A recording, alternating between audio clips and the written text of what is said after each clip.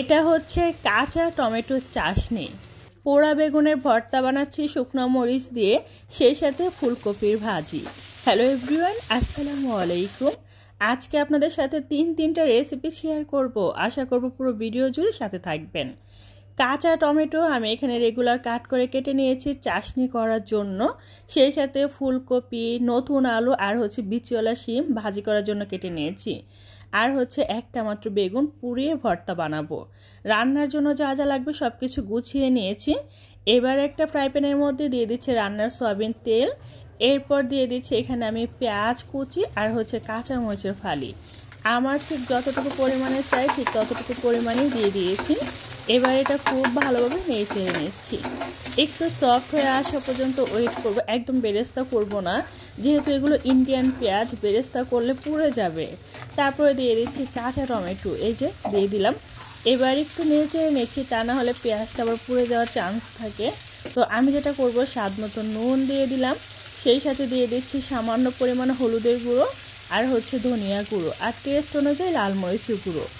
এবার জাস্ট নেড়ে চেড়ে নেব। আপনারা তো পাকা টমেটো চাশনি খেয়েছেন, কাঁচা টমেটোর চাশনি কি কখনো খেয়েছেন? তো আজকে আমি কাঁচা টমেটোর চাশনি বানাবো। ফ্রিজে এই কাঁচা টমেটোগুলো পড়ে আছে, তো ভাবলাম চাশনি বানিয়ে নিই, তাহলে খাওয়া হবে। আর এই চাশনিটা একটু টক টক লাগে, ঝাল ঝাল লাগে, ভালোই লাগে। তো এই যে আমি চাশনিটা বানানোর জন্য বসিয়ে দিয়েছি। অন্য একটা ফ্রাই প্যানে আমি পেঁয়াজ আর কাঁচামরিচ ভেজে নিচ্ছি। তো এখানে আমি ফুলকপি ভাজি করব, তাই এগুলো আমি সুন্দর করে ফ্রাই করে নিচ্ছি। এবার যেটা করব, ফুলকপি, নতুন আলু আর বিচিওয়ালা শিম একসাথে দিয়ে দিচ্ছি। আজকে একদম নর্মাল যে রান্নাগুলো আছে না, ওইগুলোই করব। তো এগুলো আমি সুন্দর করে ভাজি করার জন্য নুন দিয়ে দিচ্ছি, সেই সাথে আমি পরিমাণ মতো হলুদের গুঁড়ো আর ধনিয়া গুঁড়ো একদম সামান্য পরিমাণ দিয়েছি। এবার জাস্ট নেড়ে চেড়ে নিব, একদম সিম্পল একটা ভাজি। তো এই যে সুন্দর করে নেড়ে চেড়ে নিচ্ছি, আর এই মশলাটা ভাজির সাথে খুব ভালোভাবে মিশিয়ে নিচ্ছি। আর এদিক দিয়ে টমেটো চাশনিটাও নেড়ে চেড়ে দিচ্ছি। একদম ম্যাশ করে নিতে হবে এই টমেটোগুলো, তাহলে চাশনিটা পারফেক্ট হবে। তো আমি একটু পরপর নেড়ে চেড়ে দিচ্ছি আর সুন্দর করে ম্যাশ করে নিচ্ছি। তো দুইটা রান্নায় আমি দুই দিকে করতেছিলাম। ধনিয়া পাতা কুচি দিয়ে দিচ্ছি টমেটো চাশনির লাস্ট পর্যায়ে। এবার একটু জাস্ট মিশিয়ে নিচ্ছি। এবার চুলা রাসটা মিডিয়ামে রেখে এটা রান্না করে নিব। অন্যদিকে এই যে ফুলকপির ভাজিটা, সেটাও নেড়ে চেড়ে দিচ্ছি।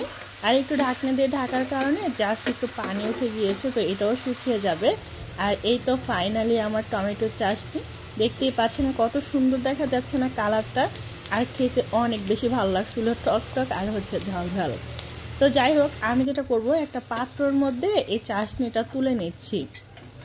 এত বড় হাঁড়ি আর টেবিলে নেওয়া যায় না, তো আমি সুন্দর করে একটা পাত্রের মধ্যে তুলে নিচ্ছি। আর আমি যে কোনো রান্নাই করি না কেন, এরকম বাটির মধ্যে তুলে নিতেই বেশি পছন্দ করি। তো এদিক দিয়ে আমার ফুলকপির ভাজিটাও আবারও ঢাকনা তুলে একটু নেড়ে ছেড়ে দিচ্ছিলাম। দুই চুলা দুইটা রান্না করলে যেটা হয় আর কি, তো এরকমই। তো আমি সুন্দর করে এই ফুলকপির ভাজিটা একটু নেড়ে ছেড়ে দিচ্ছি, আর দেখতেই পাচ্ছেন এটাও সিদ্ধ হয়ে গিয়েছে। একটু ধনিয়া পাতা কুচি দিয়ে দিচ্ছি, আবারও ঢাকনা দিয়ে ঢেকে দিচ্ছি। তো কিছুক্ষণ পর ঢাকনা তুলে একটু নেড়ে ছেড়ে দিচ্ছি। ফাইনালি আমার এই ফুলকপির ভাজিটাও কিন্তু ডান। একদম সাদামাটা একটা ভাজি হয়েছে, তাই না? বিশ্বাস করেন, সাদামাটা হলেও এই ভাজিটা অনেক বেশি মজা হয়েছিল। ফুলকপির ভাজি আমার কাছে ভালোই লাগে।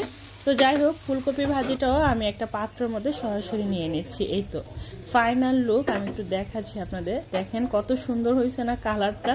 তো এবার যেটা করব, আগে থেকে আমি বেগুন পুড়িয়ে নিয়েছিলাম, সেই সাথে শুকনো মরিচ ভেজে, পেঁয়াজ কুচি, ধনিয়া পাতা কুচি। এবার আমি এই মরিচগুলো লবণের সাথে খুব ভালোভাবে কচলে নেব। তারপরে পেঁয়াজ, ধনিয়া পাতা এক এক করে সব কিছুর সাথে সুন্দর করে মাখিয়ে নেব। আমার কাছে না বেগুন ভাজা থেকে বেগুন পোড়া ভর্তাই বেশি ভালো লাগে। আপনাদের কাছে কোনটা বেশি ভালো লাগে একটু কমেন্ট করে জানাবেন, হ্যাঁ? তারপর দিয়ে দিচ্ছি বেশি করে সরিষার তেল, আর তেলটা দিয়ে খুব ভালোভাবে মাখিয়ে নিচ্ছি। বেগুনটা গরম থাকার কারণে আমার খুবই কষ্ট হচ্ছিল মাখাতে।